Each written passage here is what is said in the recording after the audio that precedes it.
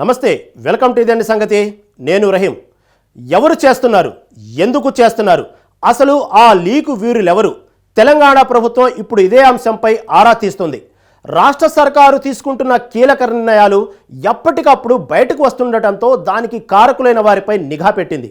ఎన్నికల ఫలితాల తర్వాత బాధ్యులపై చర్యలు తీసుకునే యోచనలో ఉంది రేవంత్ ప్రభుత్వం. ఇక కాంగ్రెస్ ప్రభుత్వం వచ్చిన తర్వాత జరుగుతున్న మొదటి రాష్ట్ర అవతరణ దినోత్సవ వేడుకలను అంగరంగ వైభవంగా నిర్వహించేందుకు సిద్ధమవుతుంది తెలంగాణ సర్కారు. దీనికి తోడు ఈసీ కూడా గ్రీన్ సిగ్నల్ ఇవ్వడంతో సంబరాలు అంబరాన్నంటుతున్నాయి. మరోవైపు పాత పథకాలను పేర్లు మార్చి మరింత మెరుగుపరచడం, కొత్త పథకాలతో ప్రజల ముందుకు వెళ్లడం అన్న 2 లక్ష్యాలతో మరింత వేగంగా పాలన సాగించబోతున్నారు ముఖ్యమంత్రి రేవంత్ రెడ్డి. మరోవైపు జైల్లో 2 నెలలకు పైగా ఉంటున్న తన కూతురు కవితను చూసేందుకు ఇంతవరకు గులాబీ పార్టీ అధినేత కేసీఆర్ ఎందుకు వెళ్లలేదు? ఇలాంటి అంశాలపై విశ్లేషణను ఇవాటి ఇదండి సంగతిలో చూద్దాం.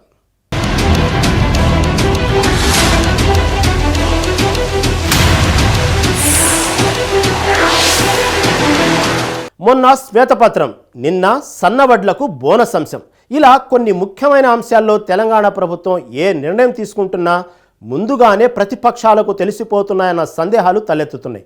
దీంతో లీకు వీరులెవరు అన్నదానిపై తీవ్రంగా చర్చ జరుగుతుంది. అయితే ఈ అంశంపై ఇప్పటికే దృష్టి పెట్టిన రేవంత్ సర్కారు ఎన్నికల ఫలితాల తర్వాత వారి భరతం పట్టాలని భావిస్తోంది.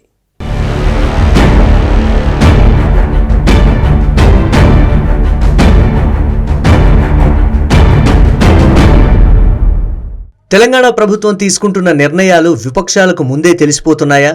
స్వయంగా సీఎంఓ నుంచే సమాచారం బయటకు వస్తోందా?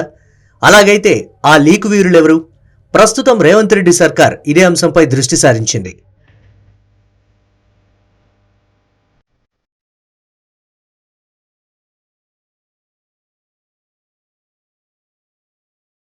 శాసనసభ ఎన్నికల అనంతరం తెలంగాణలో గతేడాది కొత్తగా కాంగ్రెస్ నేతృత్వంలో ప్రభుత్వం ఏర్పాటైంది. సీఎంగా రేవంత్ రెడ్డి బాధ్యతలు స్వీకరించారు.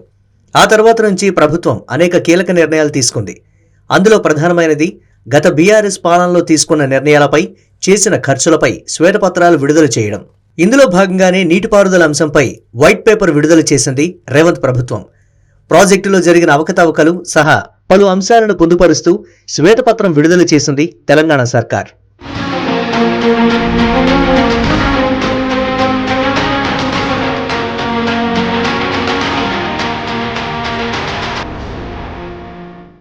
ఇంతవరకు బాగానే ఉన్నా ఇక్కడే ఒక కీలక అంశం దాగుంది.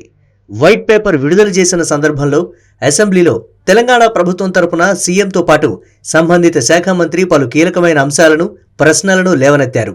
ప్రతిపక్షాన్ని కార్నర్ చేసే ప్రయత్నం చేశారు. అయితే ఈ సందర్భంగా జరిగిన చర్చలో ప్రభుత్వం సంధించిన అన్ని ప్రశ్నలకు సమర్థవంతంగా సమాధానం చెప్పారు బీఆర్ఎస్ ఎమ్మెల్యేలు. అంతేకాదు, సర్కారు లేవనెత్తిన అంశాలను సైతం ప్రస్తావించారు. ఇంకా చెప్పాలంటే ఈ చర్చ సందర్భంగా ప్రభుత్వంపై ప్రతిపక్షం పైచేయి సాధించిందన్న అభిప్రాయం సామాన్య ప్రజానీకంలో సైతం కలిగిందని అనడంలో ఏమాత్రం సందేహం లేదనే చెప్పాలి.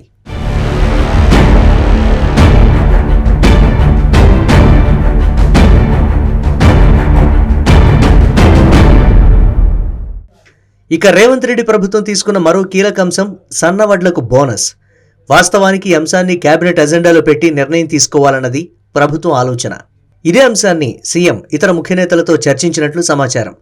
అయితే ఇదంతా జరక్కముందే సన్నవడ్లకే కాదు అన్ని రకాల వడ్లకు సైతం బోనస్ ఇవ్వాలని గులాబీ పార్టీ నేతలు డిమాండ్ చేశారు. ఇది కూడా హాట్ టాపిక్గా మారింది.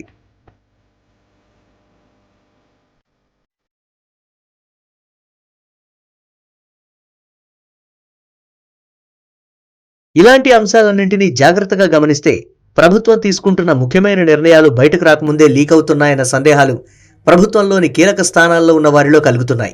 అది నీటిపారుదల శాఖపై శ్వేతపత్రం కావచ్చు, సన్నవడ్లకు బోనస్ అంశము కావచ్చు.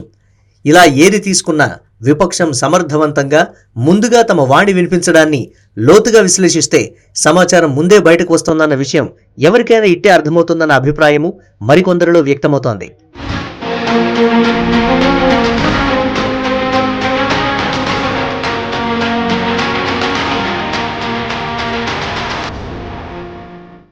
ఇలా జరుగుతున్న పరిణామాలన్నింటినీ గమనించి ప్రభుత్వ పెద్దలు అలర్ట్ అయినట్లు తెలుస్తోంది. సీఎంఓతో పాటు ఇతర డిపార్ట్మెంట్లలో ఉన్న కీలక అధికారులు కొందరు సమాచారాన్ని ప్రతిపక్షానికి అందిస్తున్నారన్న అనుమానాలు ఈ సందర్భంగా బలపడుతున్నాయి. గత బీఆర్ఎస్ ప్రభుత్వంలో ప్రాధాన్య శాఖలు నిర్వహించిన మంత్రుల వద్ద పనిచేసిన కొందరు అధికారులే ఈ వ్యవహారానికి పాల్పడుతున్నట్లుగా ఇప్పటికే ఇంటెలిజెన్స్ అధికారులు ముఖ్యమంత్రికి ఓ మేరకు నివేదిక ఇచ్చినట్లుగా తెలుస్తోంది.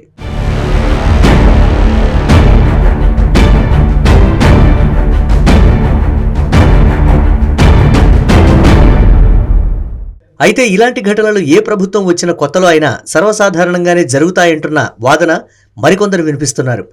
అందుకే ఏ ప్రభుత్వం కొత్తగా ఏర్పాటైనా ముఖ్యమంత్రి బాధ్యతలు చేపట్టినా మొదట చేసే పని అధికారుల బదిలీలే.